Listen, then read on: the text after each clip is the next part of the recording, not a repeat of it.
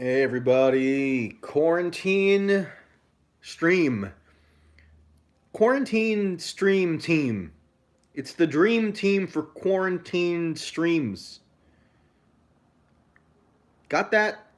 I know that made no sense and it's not supposed to. It's just a matter of me killing a small amount of time as people filter into the stream for what is sure to be another rousing, eventful chat. So, I don't really plan to spend a half hour or however long I go discussing whether I'm a fascist. It's just amusing to me that people online are especially angry at me over the past couple of days for whatever reason. They're venting their frustrations, which I get. The moment that Tulsi dropped out of the race, I'm the one who trended on Twitter because apparently so many people who participate in social media discussion only have me as a prism through which to view the Tulsi candidacy and persona. So that's what they chose to do to sort of get things off their chest, and I am perfectly fine with that. Let it all out. I can absorb your hatred. It actually fuels me. It makes me grow stronger. That, they don't kill me can only make me stronger. You know the Kanye West song. I don't have to sing the whole thing. So, one thing that people are doing now is they are making memes about how I'm a fascist or a crypto fascist or somewhere in between. Of course, these terms are never convincingly defined. We have no idea what they're even referring to when they use the word fascist anymore. It's anybody who departs from their little blinkered, myopic, online performative left wing script. Anybody who deviates even marginally from any of that is a fascist. Apparently. So, a lot of these people have been convinced actually for years that I'm a fascist, namely because I don't agree with their hysteria and alarmism related to the meaning and implications of the Trump presidency. I've never accepted their dire proclamations about how Trump is this maniacal fascist who's bringing authoritarian tyranny to the country. Never agree with the fact that he was emboldening this kind of nationwide movement of Nazis just because your Twitter mentions are sometimes occupied by people who congregate on 4chan and do these ridiculous memes that are, yes, often racist, but that doesn't mean that it's like a true constituency for anything.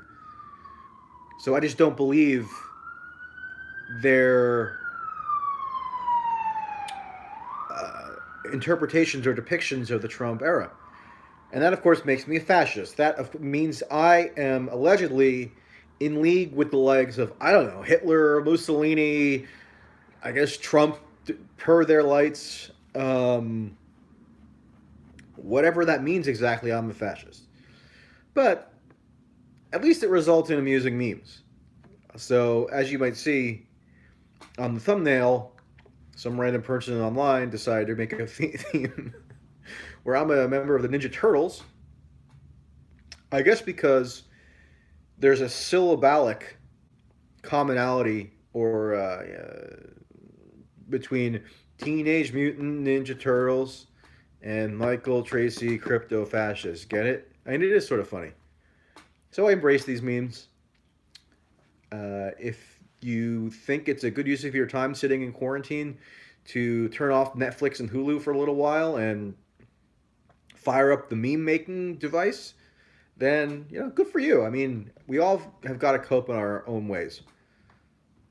I'm not going outside right now unless I absolutely have to, and when I am going outside, I am wearing an N95 mask. Today I went outside briefly to get a food order or to pick up a food order that was delivered because I made a big grocery order last week, but it takes 6 days to arrive, so I'm not getting it till Tuesday, and I don't have that much food left. So, I go out to pick up my order wearing the full N95 mask, which somebody over the internet graciously sent me, and I also wear gloves. Now, is that a totally foolproof way to prevent yourself from getting the virus? I don't know, probably not. But what harm is there in taking precautions? I don't care if it looks foolish. Maybe I'll wear it on a live stream at some point, although that might be a little much. But if you have to go out in public, then wear the mask. Somebody asks, "Is it true that Angela Nagel is a friend of mine?" Yes, it is true, and she also gets accused of being a fascist, which obviously she's not. Um, because again, the people who would level the fascism or fascist allegation have no way of contending with the criticisms being made of them other than to repair to this very reflexive and highly emotional stance of just screaming fascist because their mind doesn't operate on a level that's any deeper than that. And these are the people who think that Antifa was actually a positive development in American political life. I mean, are you kidding me? Do any of them have enough self-reflection capacity to look back and see that Joe Biden, when he announced his presidential campaign in April of 2019, sounded like Antifa in the sense that his inflation of the threat posed by so-called Nazis in the United States perfectly mirrored the way in which Antifa has inflated the threat of Nazis to sort of justify their existence. Joe Biden correctly recognized that pumping out this alarmism around Nazis was going to redound to his political advantage because it fostered a lowercase c conservative tendency in the Democratic primary electorate. Because they're saying to themselves, meaning the Democratic primary voters, oh my gosh, wow, if the country is being run by this Nazi Russia conspiring maniac who's bringing about fascism and unleashing Nazis on our friends and loved ones, then I guess we just have to think about so-called electability. Joe Biden seems like the most electable guy according to them, which is not a settled question at all. Though I mean he has actually been polling fairly well all the way through against Trump. But so Joe Biden and Antifa, they're perfect allies. And so if you're one of these people making memes about me because I'm a fascist, you might want to examine and reflect on how your so-called anti-fascist action affected the nature of the polity and in particular the Democratic primary electorate. Because it certainly didn't radicalize them toward any left-wing cause. It didn't radicalize them to support Bernie. Whether supporting Bernie is necessarily a left-wing cause is debatable, meaning you don't have to be a left-wing activist to support Bernie, obviously, but if the kind of tectonic plates of American political life moved in the direction that Antifa claimed that they wanted it to move in by dint of their activism, then I think it doesn't make a whole lot of sense for Biden to be cruising to the nomination to the point where now the primary is over. So you'd think that would occasion a little bit of self-reflection, maybe even some self-criticism, but I doubt it. I'd rather just scream that me and Angela Nagel are fascists. And Tulsi's also a crypto-fascist. Everybody's a fascist because they're not running around screaming about how we have to give everybody free trans abortions. They're not screaming about how campaigns must tailor their message to cater to the preferences of people who think that gender non-binary issues are of paramount importance, that kind of thing. They're not interested in necessarily framing political persuasion around lecturing working class voters that they are fundamentally racist and that the country that is evil, the country that they live in and have patriotic attachments to is evil. and racist and corrupt fundamentally. Now, aspects of the government are certainly corrupt.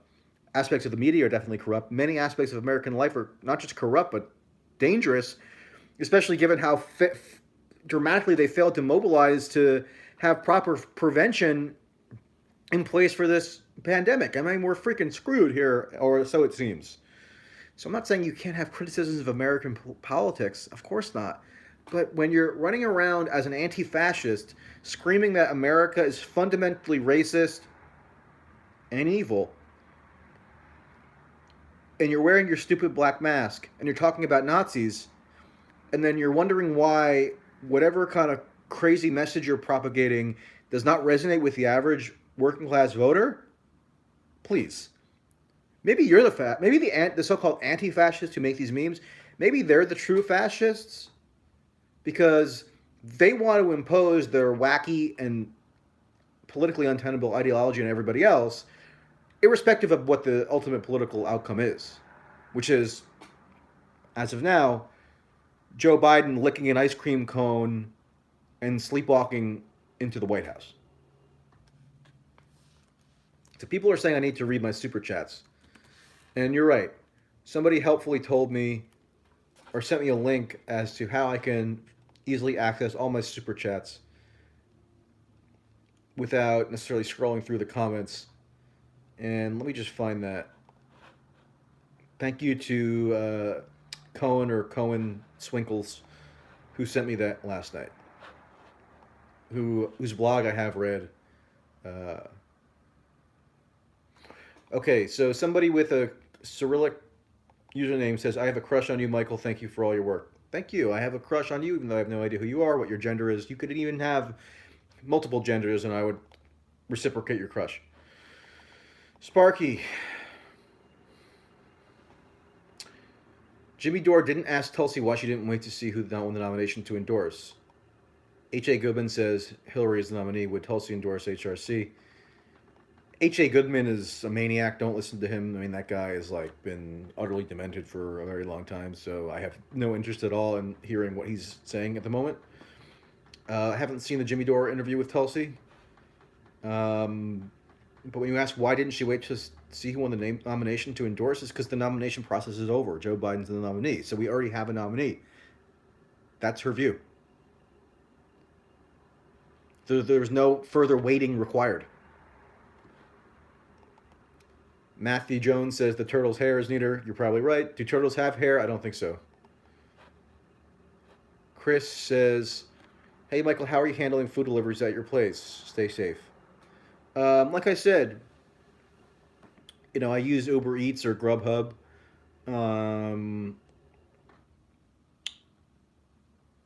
I put on a mask, put on my gloves, go out, ask the delivery person to please place the delivery on the ground and walk away. When the person walks away, I mean, it is awkward. I mean, I try to thank them and be polite, but it is awkward.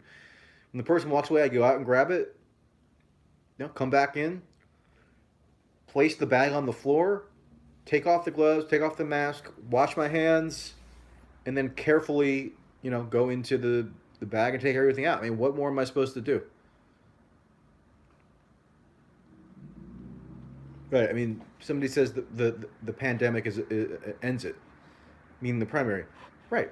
So, I mean, you're having leaks now from the Bernie campaign of infighting and recriminations to the New York Times, which is the surest sign yet that the Bernie campaign is about to formally end. Somebody says, relax, dude, relax, don't have fear. First of all, please don't call me dude. I hate that. Unless you're being ironic. I don't address anybody as dude, okay? We're not on, the beach in Santa Cruz. All right? It just really bothers me. Dude, I mean, you sound like an idiot when you begin your sentences with the word dude. Yeah, so there were leaks today in the New York Times from people complaining about the failures, tactically and otherwise, of the Bernie campaign, and these are from sources within the campaign. I mean, I guess the most damning piece of reporting in that is an email that was obtained by the New York Times where the chief pollster for the Bernie campaign was telling Bernie himself 2 days before the South Carolina primary that Bernie was within the margin of error in South Carolina. Okay, so that's how screwed up their internal data analytics or whatever were. And I'll have more information on that at some point. I mean, it's pathetic. This pollster, who you can go and find his bio online. It's, he puts all his accomplishments together, and it's supposed to seem very impressive. What was he doing right before South Carolina? He was unskewing polls and saying, "Oh, the sample size is wrong, the age distribution is wrong, whatever," to convince the Bernie campaign that he was actually within the margin of error, or was contending to actually win the South Carolina primary, which he was not. Somebody says the MIT hates Bernie. So be it. It doesn't mean that this reporting is illegitimate. You don't have to agree with how every piece of reporting in the article is framed in order to take it for what it is. I mean, do you think the New York Times just blatantly made up the conversations that they had with senior Bernie staff? No, that didn't happen. Right before Kamala Harris suspended her campaign in December of last year, the New York Times had a similar story come out where it was all people who accepted that it was over venting their frustrations at the New York Times and blaming other people in the campaign for their failures. So, I mean, that's the most clear portent yet that Tulsi was correct in surmising that the campaign is over, which it is. She's right. And that Bernie will be ending it soon. I mean, there are also leaks in the Washington Post saying that Bernie, he's in Burlington right now. He's I guess, contemplating what the next course of action should be. And apparently the three options are continue a campaign presence but don't attack Biden, continue competing ferociously and attack Biden, or suspend the campaign. Now, why would he all of a sudden now decide to ferociously attack Biden? That would make no sense. So that's out. I think, I guess, a relatively more plausible option is to just continue the campaign in some form without making it seem as though you're actually really vying to win the nomination, which is impossible at this point. Barring physical incapacitation on Biden's part, which is, I guess, not outside the realm of possibility given the craziness of what's happening now with the global pandemic. And then the third option is just suspend the campaign. That is what I am relatively certain is coming sooner rather than later. Maybe give it a week or two.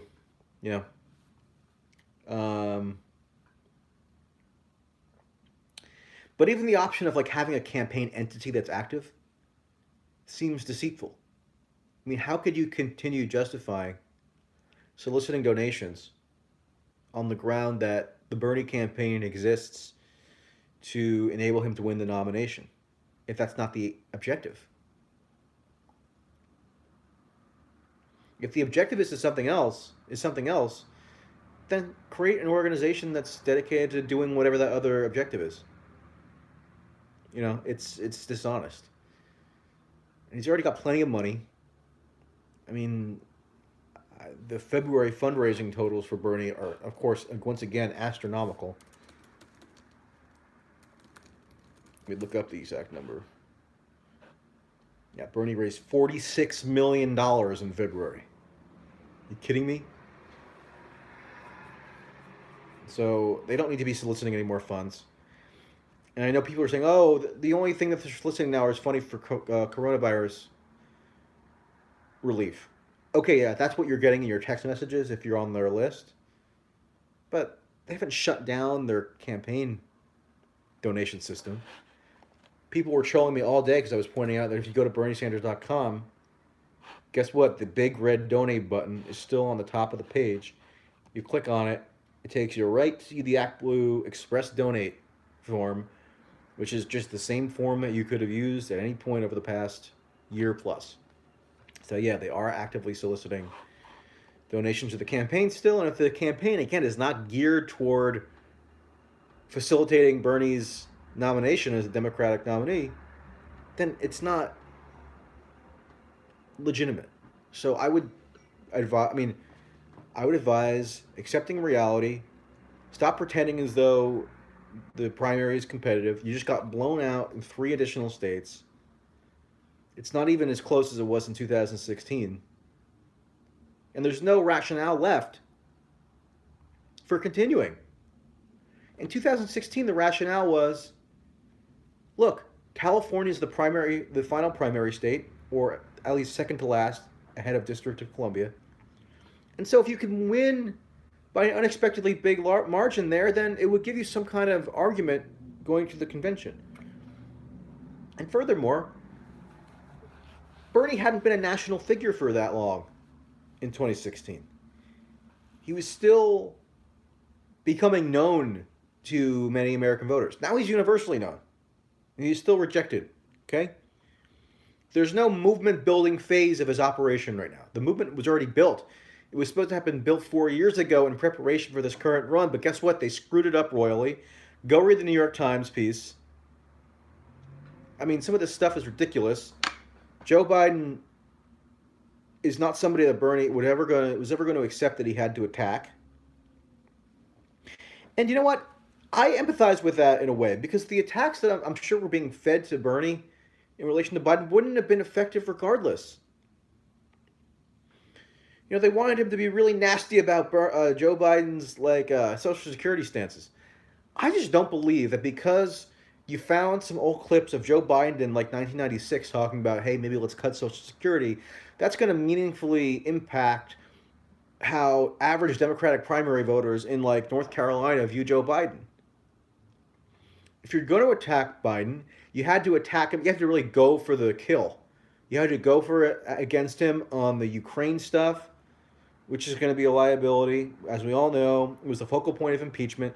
You had to go against him on personal corruption issues, and you had to go against him on cognitive fitness. I'm sorry to say, and I know that would have been extremely awkward, but if you really did calculate that attacking Biden was necessary in order for Bernie to win the nomination, then those would have been the effective attacks. And he was never going to do it, so in a way, Bernie was in an impossible bind. And I don't even really begrudge him, because that's just who he is. But this New York Times piece was still amusing. I mean, they did say that Bernie and Jane, his wife, refused to attack Biden, despite being implored to by people within the campaign. They say that there were also different schools of thought in terms of how to handle Warren. I mean, all of this was pretty easily inferred if you were following the campaign with any degree of knowledge. And of course, the top advocate for maintaining a posture of conciliation toward Warren was none other than AOC, who the New York Times described as the most prominent endorser of the Bernie campaign. I mean, if the most prominent endorser that your campaign could have gotten after 4 years as a national political figure, unlimited money, nationwide organizing infrastructure, universal name recognition, the top endorser you get is AOC? Really? That's just a joke. And there's stuff like David Sirota, who you guys may remember from TYT. I know him, not well, but I've met him and stuff. He was in the journalism world, and then was hired by Bernie to be a senior advisor and chief speechwriter. And then, he's obviously a pretty acerbic character online, which I'm not criticizing. I mean, that would probably accurately describe me as well. But he was obviously on the side of advising Bernie to take a much more aggressive stance toward Biden. Sirota's advice was not heeded, so what does he do? He gets online and starts trolling on Twitter and putting out attacks, seemingly without authorization from the higher ups of the campaign, and then they punish Sirota, prohibit him from traveling with the campaign, and force him to stay holed up in Colorado. So that was sort of amusing. And what else was in there that was worth remarking upon? La la la la la la la la la la do do do do do do. I guess that's about it. Google that article if you're interested.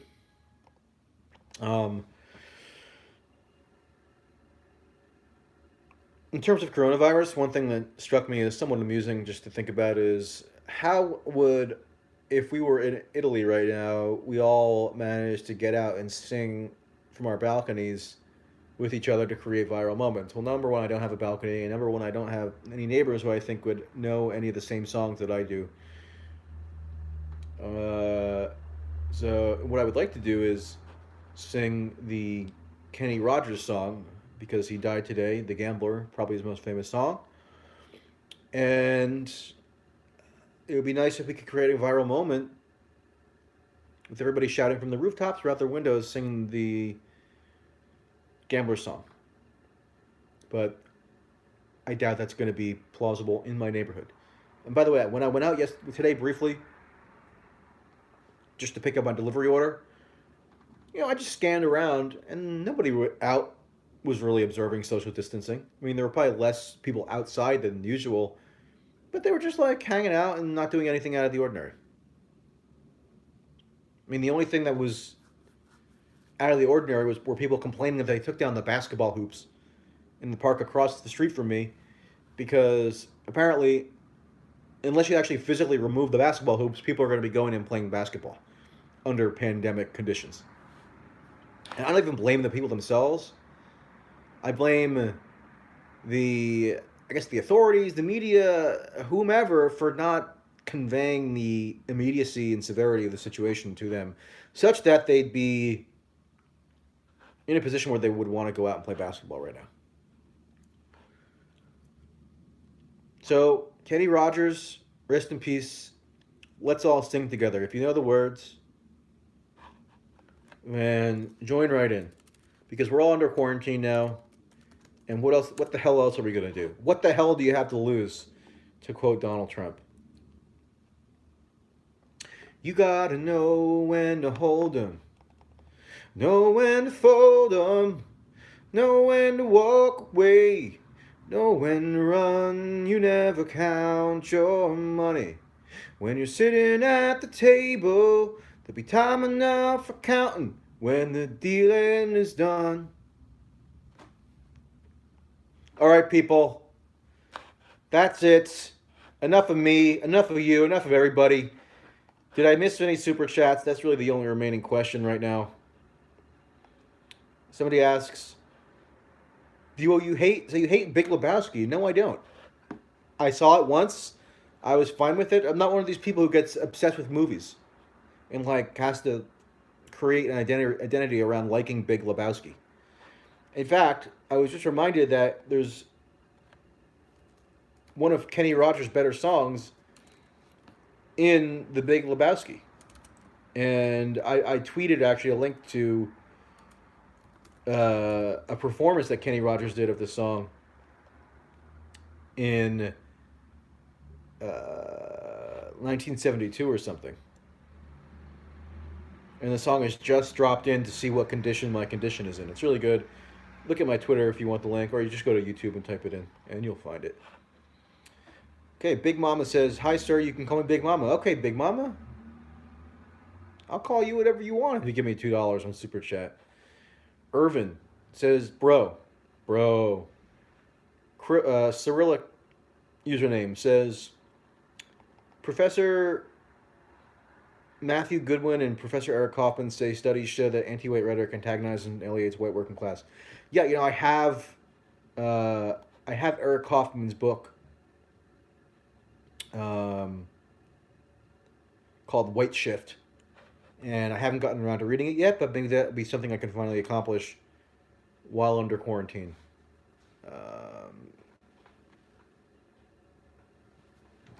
It's actually on my desk right now, believe it or not.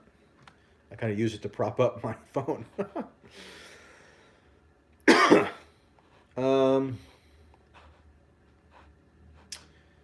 Greg says, thanks a million for all you do, Michael. Ignore those assholes who really don't understand right or left or ordinary humanity. I'll remain tuned into UN Tulsi from the far west coast of Ireland. All right, interesting.